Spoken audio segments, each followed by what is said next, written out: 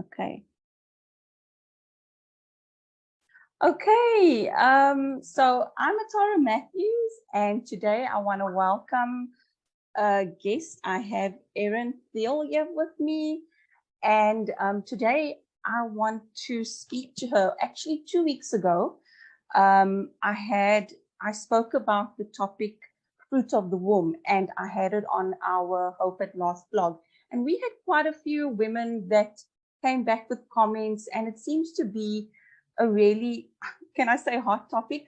But I do believe Yes. that it's a topic for the times and for the world that we're living in. And so I'm just really excited to have Erin here today and to introduce this topic and to speak about this topic. So Erin, to start off with this topic, and I've just been seeking my husband about what questions to ask, but I really felt him just placing this in my heart, just to start it off with just giving a quick background in my life and how this topic affected me when I read it and what happened for me growing up. And so growing up, my mom didn't really speak to me about staying pure. So I never really understood or knew anything about that. And my very first job, I worked as a receptionist for a doctor. And so I'm getting straight in there. For whoever's listening, I'm getting straight into it. So I started working for a doctor, and I had been working for about a year, and she then asked me if I don't want to go on to birth control, and she put me onto a 2-month injection. And I just want to say that for me, that is probably where the whole downfall perhaps happened in my life, because I had a boyfriend over there at that time, and it led to us becoming intimate. And sometimes, when I read this lesson, it just really got me thinking and just going back to that. And I've also I've been in conversations with other moms, and I remember a conversation where a mom mentioned that when her daughter turns 12, she will be putting her daughter onto birth control. So I know I'm like really getting into it, but I just want to give a little background to this topic. So I suppose the question that I want to ask you, Erin, is where did when you wrote this chapter, where did it come from? Where did it stem from? Did it stem from us in this age that we're living in with birth control? Did it stem from that, or where did you wanting to write this topic on this topic? Where did it come from or stem from? Yeah. Wow, there's a lot there to digest. Yes, I had no idea we were going to go into our children and birth control back then. That's probably a great one for a homegrown, so I have to kind of shift my what we're going to be talking about, because my preparation, I was just reading the chapter where it says, behold, children are a gift of the Lord, the fruit of the womb is a reward. And so this topic that you're talking about, I think, is beautiful, because we have in the homegrown about saving yourself and then being hijacked like this, not by your mother or anything, but by where you worked and the influence that when a daughter works outside the home, and this kind of influence and what it led to. And it's a lot to take in. But to answer your question about this particular chapter and how it came about, if you remember in the beginning, I talked about the fact that I didn't know what a wise woman was, so I'm talking, and how important it was, because after 3 sons, I had a daughter. So this chapter came of that, because of the fact that it was on my 4th, not the pregnancy was fine. It was the labor and the delivery of my 4th. And it was because she was in a very difficult position. I had already planned to have the baby naturally. And so Mhm. it was so difficult that for the very first time ever, since I was just a little girl playing with dolls, I thought, you know what, maybe I don't want to have children. And I think that because of because I was fearful of the pain and having to go through that again, and so that's a way that the enemy can win, because if you want to go back to the source and of why this attack on having children and children not being a blessing, and especially Christian children, is why wouldn't who wouldn't want, because children are so precious. And first time parents, especially if they wait and almost missed it, or when they miss that window because their fertility has been hijacked by injections and things like that, so they can't become pregnant, and they become desperate, and then they try IVF and all these different means, and the suffering that couples go through, and not realizing the source, and that they continue to propagate that lie, oh, you want to have this, you want to put off having children until your fertility has been pretty much destroyed, and now we're going to try and get it back. But those parents that get that child, or they have it a later life, how they talk about how it's totally changed their life. They see the whole world and their whole existence is something totally different. So there's, at one point they're lying that, oh, this is a burden, and they focus on these things. But then you can't deny the fruits of it. And when people have that child, unfortunately, a lot of them don't recant and say, boy, that was a mistake. Some do, but very few do.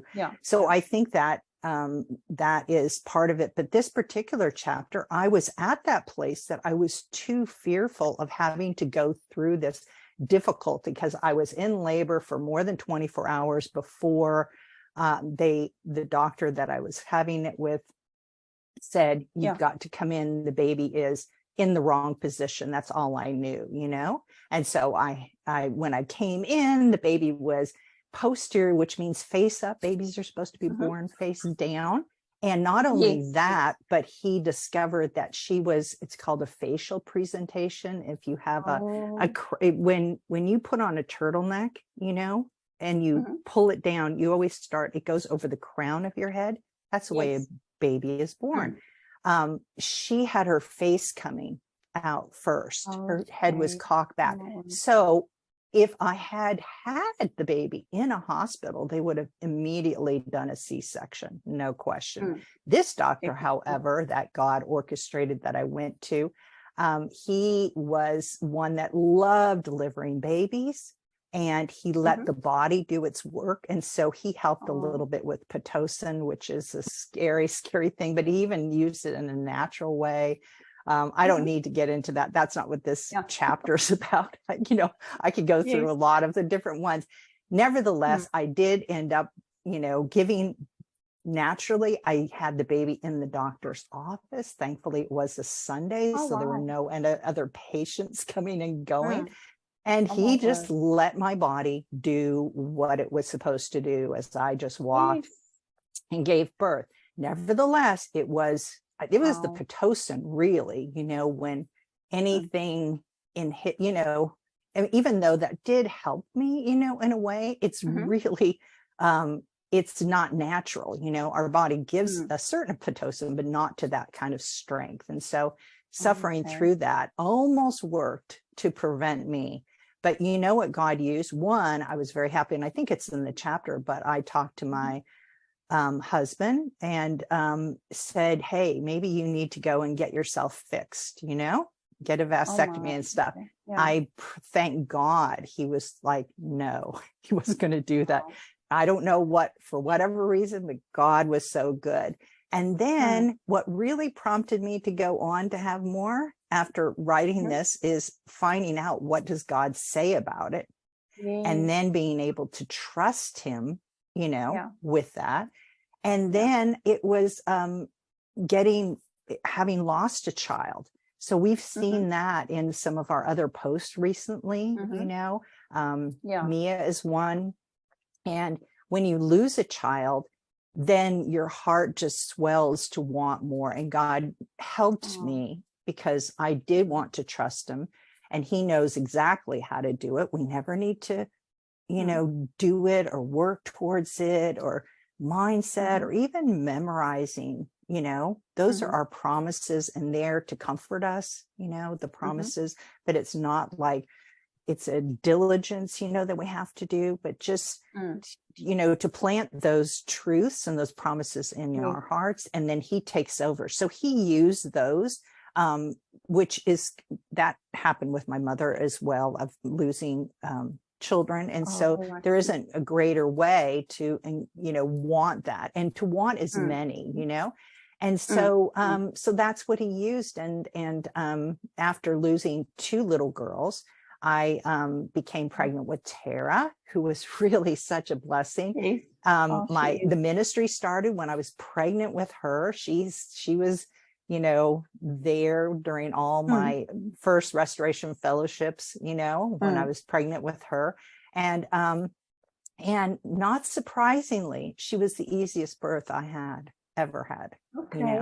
Yeah. And so, your restoration baby. Yeah, my restoration baby. And that, one of the most, definitely the most difficult. Now, the 2 after that, I had very long labors, but the births were supernatural births, in the fact, just the births themselves, pain-free, and he did it, but I'll talk about that on another time. And then after that, I lost another, and got to, because we're talking about birth control, because you brought that up.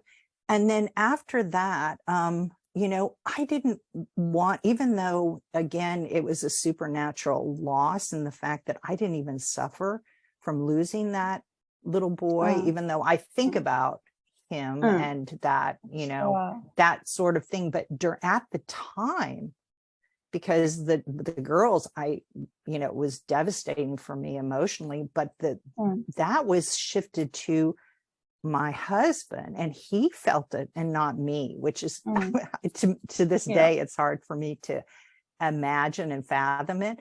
However, after that, though, I recommitted my, trust in just turning over my fertility to him.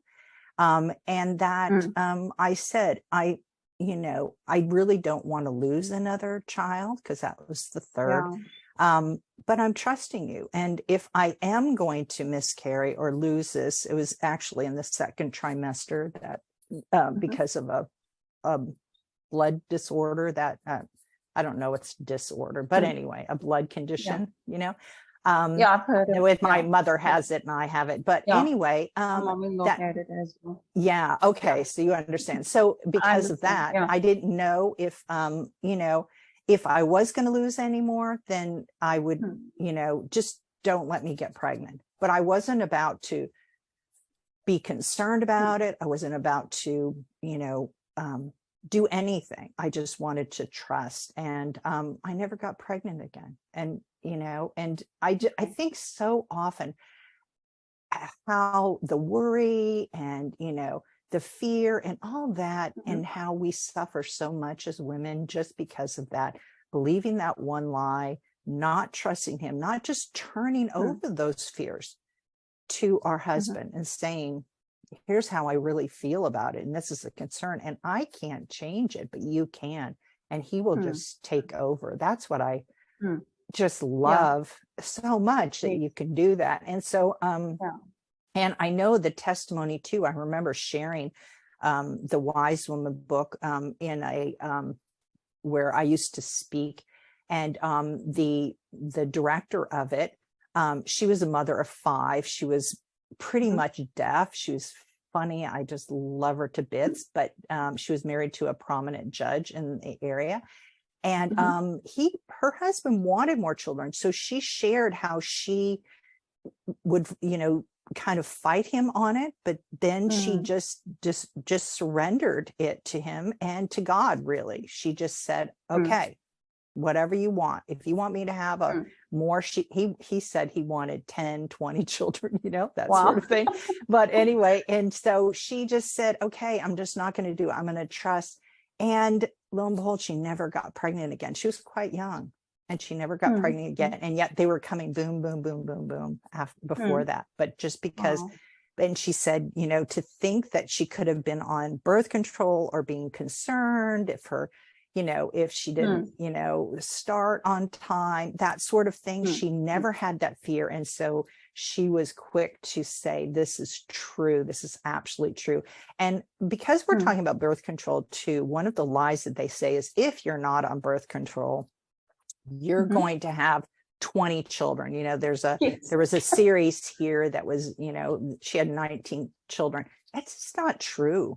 That is just not true, that you're going to have that many children if you don't do that. You just need to look back in history or looking at cultures that don't have that, that it isn't true. There are going to be ones that'll be blessed. There's going to be some that aren't, but to trust him for that, you know, because it talks about that it, you know, unless the Lord builds a house, he labors in vain who builds it. And so, you know, just letting him do that. And, you know, even some families that have big families, I had a family, and I think, did they have 10 or 11? I can't remember, but I remember her goal was to have as many children as she could. And I said, you know,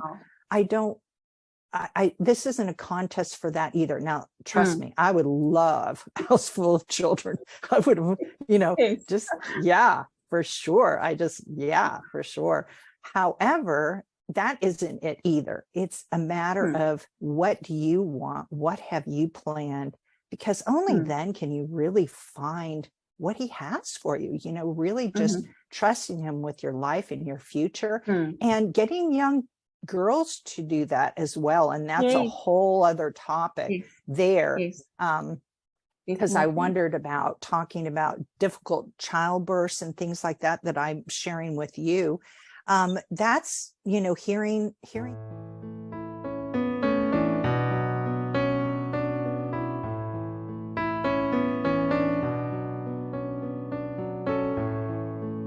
Hi there, ladies. Please come and visit us at hopeatlast.com. Click on blog, where we share daily praise reports, ministry information, lessons, and ministry resources. You can sign up to receive our daily newsletter. You can click on free courses for our free marriage courses, and you can click on our give button, which will take you to PayPal, where you can donate and give and sow into the fertile soil of restoring marriages.